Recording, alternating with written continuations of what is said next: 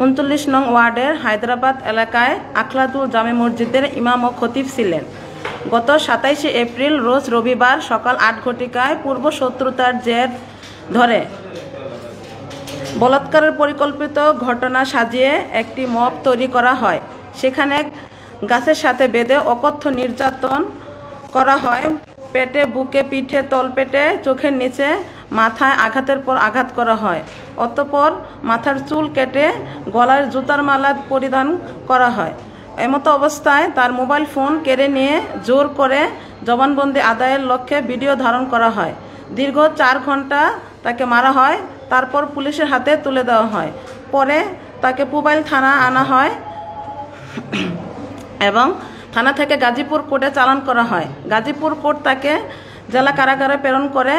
জেলা কারাগারে রাত 3:30 ইন্তেকাল করেন। অতঃপর জেলা কারাগার থেকে তার লাশ শহীদ তাজউদ্দিন আহমেদ মেডিকেল কলেজ হাসপাতালের মর্গে প্রেরণ করা হয়। ইতিমধ্যে স্পষ্ট হয়েছে, আমার স্বামীকে সম্পূর্ণ ভিত্তিহীন অভিযোগের প্রেক্ষিতে অকথ্য নির্যাতন করা হয়েছে। নির্যাতনের সাথে জড়িত ব্যক্তিদের বিরুদ্ধে হত্যা মামলা দায়ের করা হয়েছে। উক্ত মামলায় সুষ্ঠু তদন্ত ও বিচার নিশ্চিত করার জোর দাবি জানাচ্ছি। পাশাপাশি আমার স্বামীর মৃত্যুর পিছনে থানা, পুলিশ এবং কারা কর্তৃপক্ষের অবহেলা আছে কিনা তা সুষ্ঠু তদন্তপূর্বক জড়িত ব্যক্তিদের বিরুদ্ধে প্রশাসনিক বিভাগীয় ব্যবস্থা নেওয়ার জন্য স্বরাষ্ট্র উপদেষ্টা গাজীপুর পুলিশ কমিশনারের নিকট জোর দাবি জানাচ্ছি। আপনারা ইতিমধ্যে জেনেছেন, আমার স্বামীর পরিবারে একমাত্র উপার্জনক্ষম ব্যক্তি ছিলেন। পরিবারে এখন শহীদের মা, আমি শহীদের স্ত্রী এবং শহীদের একমাত্র উপার্জনক্ষম ব্যক্তিকে হারিয়ে এখন আমরা সম্পূর্ণ অসহায় অবস্থায় আছি।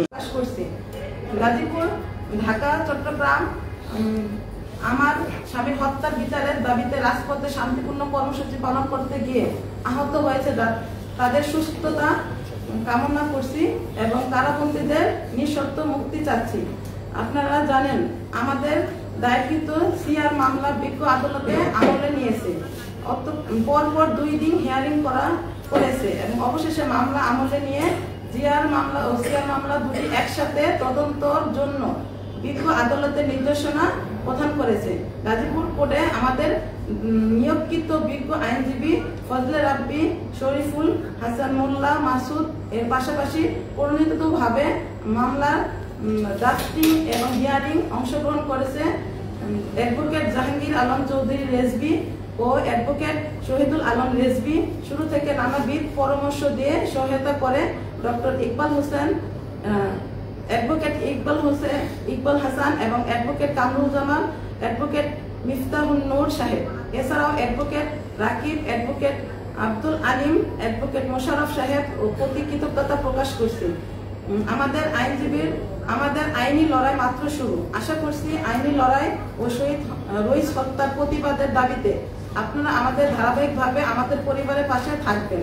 আজকের সংবাদ সম্মেলন উপস্থিত আছেন advocate Jahangir Alam Chowdhury Rizvi, advocate Iqbal Hasan, advocate Shahidul Alam Rizvi, আমার শাশুড়ি শহীদ রইসুদ্দিন এর আম্মা মোসাম্মদ রহিমা বেগম, আমার একমাত্র কন্যা শাহিদা মেহজাবিন মাহিরা, আমার ভাই ওমর ফারুক এবং শহীদ রইসুদ্দিনের ভক্তিপতি আব্বাস উদ্দিন, তার ভাগিনা আবু বকর সিদ্দিক এবং তার খালাতো ভাই এরশাদ ও মোর্শেদ।